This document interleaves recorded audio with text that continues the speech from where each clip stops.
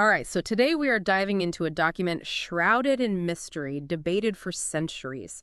It's a text that makes the Mona Lisa look easy to understand, the Emerald Tablet of Hermes. And you've brought quite the collection of translations and commentaries, spanning from medieval alchemists to, get this, Isaac Newton. Yeah, we're talking about some heavy hitters here. Our goal today is to unpack the core ideas of this cryptic text and see why it still has people talking centuries later. You know, it's fascinating. For such a short text, it really grapples with some of the biggest questions we face. Like, what is the universe even about? What's the connection between, the spiritual stuff and the material world? And how do we change? How do we transform? It's all packed in there. Huge questions, for sure. But even figuring out the tablet's history is a challenge in itself. There's this aura of ancient wisdom around it. People link it to Hermes Trismegistus, this legendary sage. But it seems the version we have in front of us, it probably popped up in the West much later. We're talking around the 12th century, tucked away in alchemical texts. Alchemy. Yeah, you can't understand this tablet without it. And it wasn't just about turning lead into gold. I mean, that was a gold, don't get me wrong. But alchemy was a whole system of thought, like a mix of philosophy, early science, and spirituality. So not your average chemistry experiment, then? Not even close. Imagine, like, early chemists, fascinated by the elements, right? But they also believe that transforming matter, it has this spiritual meaning. It's deep. Okay, so deep. And the tablet itself, not exactly a light read, is it? More like a riddle wrapped in an enigma kind of thing. Right.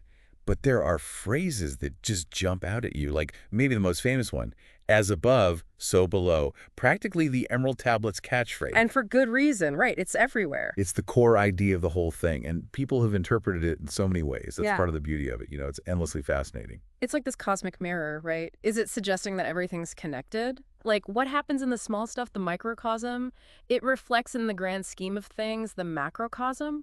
You got it.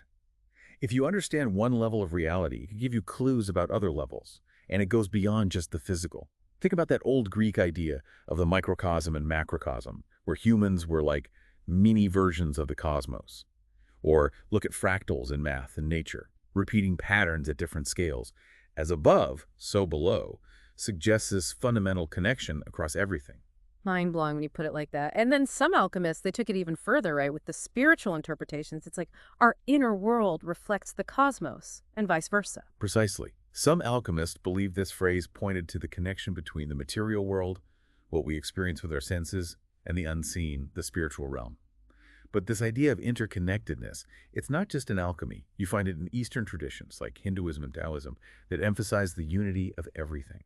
Something really captivating about the idea of a web that connects us all. A universal pattern across cultures throughout history. It's a common thread. And this idea of interconnectedness, it leads us to another big idea in the tablet. The idea of the one and the many, it states. As all things were from one, almost like the ultimate origin story, don't you think? Absolutely. The idea of unity as the source of everything, it was central to alchemists. Many of them, especially those who followed the Arabic alchemists like Jabir ibn Hayyan, believed in a prima materia. Prima materia. So what was that exactly? Imagine this single fundamental substance, the ultimate building block of all existence. And it wasn't just physical stuff. It was a concept that combined both the material and the spiritual. It's like the potential from which everything emerges.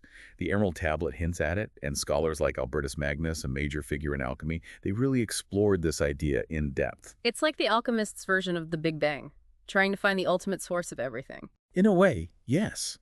They were wrestling with the question of how everything could come from one single source, yet manifest in such diverse and intricate ways.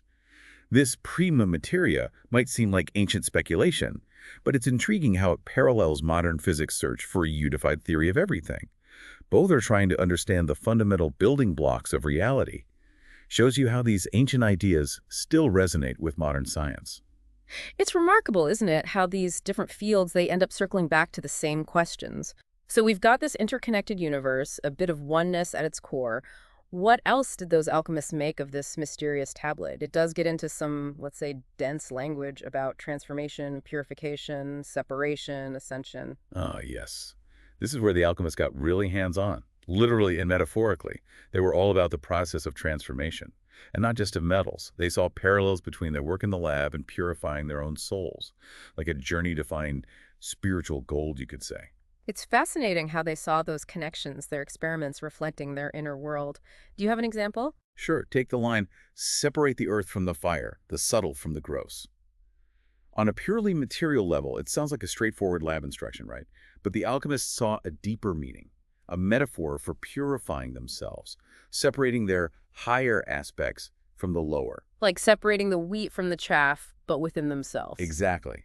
This idea of inner alchemy, using what they observed in the material world to help them grow spiritually, that was key for them. And they used various sources to support their interpretations.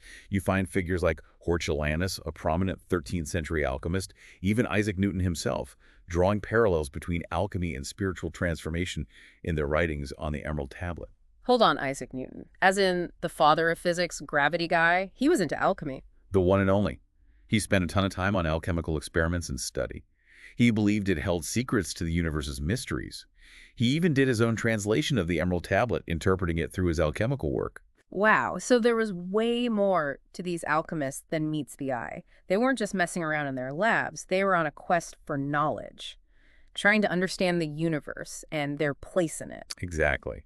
And while their methods and, the language they used might seem strange to us now, that pursuit of knowledge, that desire to figure out the universe and humanity's role, I think we can all relate to that. It's inspiring, yeah. The depth of their inquiry, the commitment to figuring things out.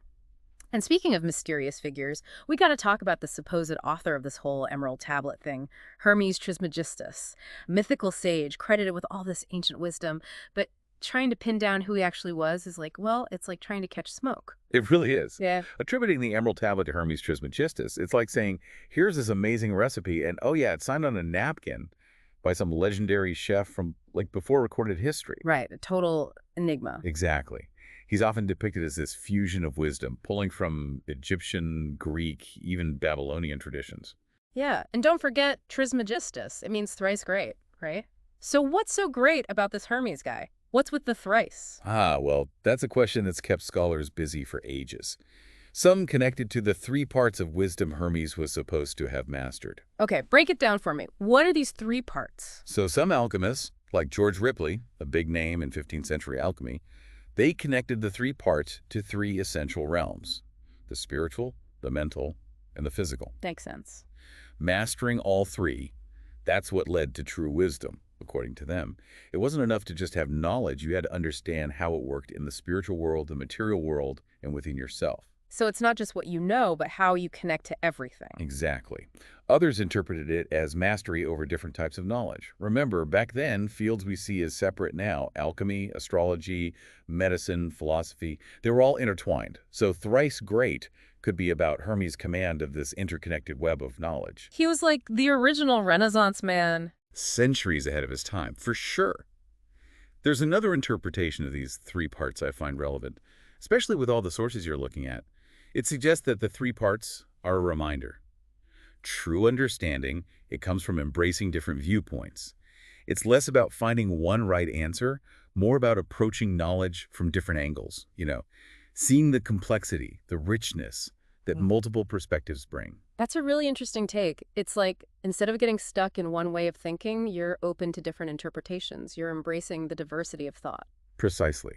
And it makes you think about the Emerald Tablet itself, right? This text that's been interpreted and reinterpreted across cultures throughout history. It's fitting that a text linked to Hermes Trismegistus, the thrice great, would embody this idea of wisdom coming from multiple sources. It's like the tablet itself is a testament to that idea, that there's always more than one way to look at things. Absolutely. Hermes Trismegistus, whether he was a real person or a collection of ideas, he represents a multifaceted approach to knowledge.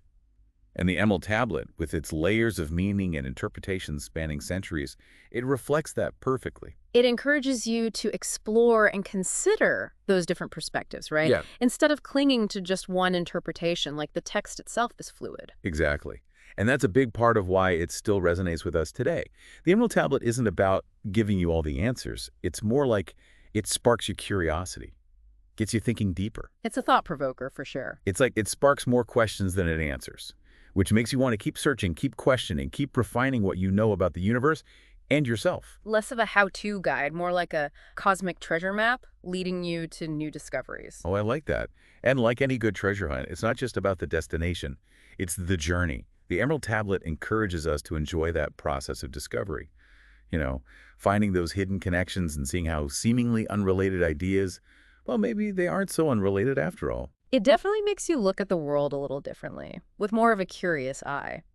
After going through all of this, it's clear that the Emerald Tablet's impact, it comes from this blend of alchemy and philosophy, this desire to understand the world and how we fit into it. It's something we all share. It's true. It speaks to this very human need to make sense of things. And it shows the power of symbolism, how a text from so long ago can still be a source of debate and discussion after centuries. Knowledge isn't static, it's always evolving as we explore and, actually talk to each other. Well said. So, to our listeners, if the Emerald Tablet were your guide, what transformation do you think it would lead you towards?